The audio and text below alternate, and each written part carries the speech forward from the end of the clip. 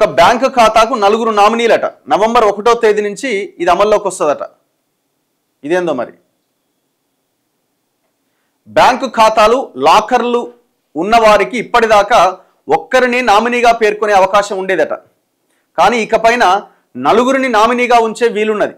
కేంద్ర ప్రభుత్వం తీసుకొచ్చిన ఈ కొత్త నిబంధనలు నవంబర్ 1, 2025 నుంచి అమల్లోకి రాబోతున్నాయి. ఈ మార్పుల వల్ల ఖాతాదారులకు ఎలాంటి ప్రయోజనాలు ఉంటాయో చూద్దాం.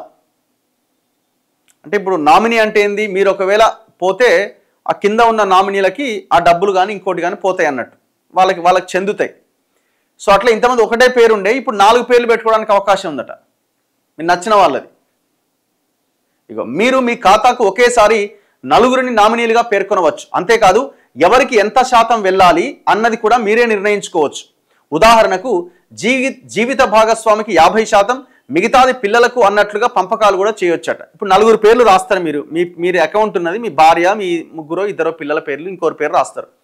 ఎవరెవరికి ఎంత, నా అకౌంట్లో ఉన్న డబ్బులకి నామినీలకి ఎంతెంత శాతం పోవాలి అని అక్కడ మీరు మెన్షన్ చేయడానికి అవకాశం ఉంటుందట.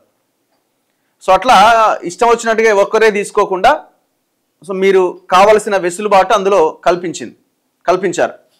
ఒకరి తర్వాత మరొకరు 4 నామినీలను వరుస క్రమంలోనూ ఏర్పాటు చేయొచ్చట. అంటే మొదటి నామినీ అందుబాటులో గనక లేకపోతే 2వ నామినీకి అర్హత వస్తుంది, వారు లేకపోతే 3వ వారికి వస్తుంది. ఇలా ఒకరి తర్వాత మరొకరికి అవకాశం ఉంటుంది.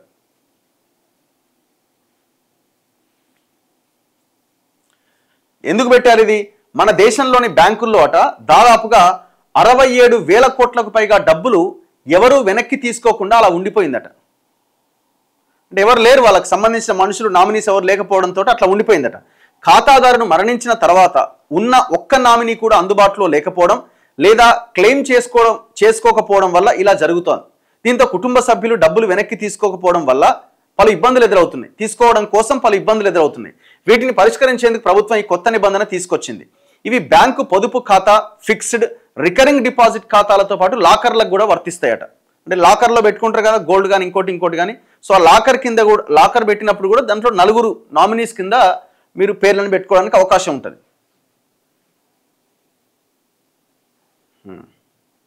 లాకర్లలోని వస్తువులను పంచడం కష్టం కాబట్టి కేవలం ఒకరి తర్వాత ఒకరు అనే పద్ధతిలో మాత్రమే నామినేట్ చేయాలి. ఇప్పుడు అకౌంట్లో ఉన్నదైతే డబ్బు క్యాష్, సో క్యాష్ కాబట్టి ఎవరికి ఎంత పర్సెంటేజ్ ఇవ్వాలనేది మనం మెన్షన్ చేసుకోవచ్చు.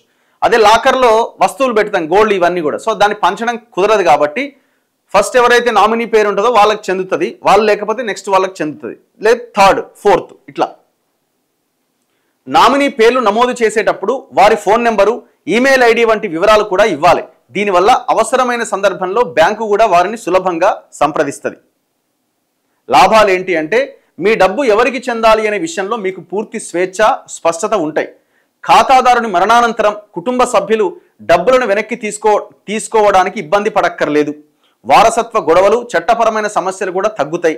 బ్యాంకుల్లో ఎవరూ పట్టించుకొని డబ్బు మొత్తం గణనీయంగా తగ్గే వీలు కూడా ఉంటుంది. ఈ కొత్త విధానం కేవలం బ్యాంకు ఖాతాలకే పరిమితం కాదు, త్వరలోనే మ్యూచువల్ ఫండ్లు, డిమాట్ అకౌంట్లు, ఇన్సూరెన్స్ పాలసీలకు కూడా రాబోతున్నది. దీనివల్ల ఈ ఖాతాల్లోని సొమ్మును క్లెయిమ్ చేసుకోవడం సులభమవుతుంది. ఏం చేయాలి? ఈ కొత్త నిబంధన అమల్లోకి వచ్చిన తర్వాత మీ బ్యాంకు ఖాతాలు, లాకర్ల నామినేషన్ వివరాలను ఒకసారి తనిఖీ చేసుకోవాలి. అవసరమైతే కొత్త పద్ధతి ప్రకారం నామినీలు మార్చుకోవాలి లేదా కొత్త సభ్యులను నామినీగా చేర్చొచ్చు. బ్యాంకు శాఖకు వెళ్లడం, నెట్ బ్యాంకింగ్ ద్వారా, మొబైల్ యాప్ ద్వారా ఈ పని సులభంగా చేసుకోవచ్చు. వీలునామా లేని వారు తప్పనిసరిగా నామినేషన్ వివరాలు నమోదు చేయడం మంచిది. ఇట్లా ఇది కొంత డబ్బులు మన అకౌంట్లలో భారీ ఎత్తున ఉన్న వాళ్ళకి ఇది ఉపయోగపడుతుంది. లేకపోయినా ఎంతో కొంత ఉన్నా కూడా నెక్స్ట్ వాళ్ళకి వెళ్తుంది కదా. ఈ దేశంలో దాదాపు 67,000 కోట్లు ఎవరు తీసుకోకుండా మిగిలిపోయినదట అకౌంట్లలో. చలో.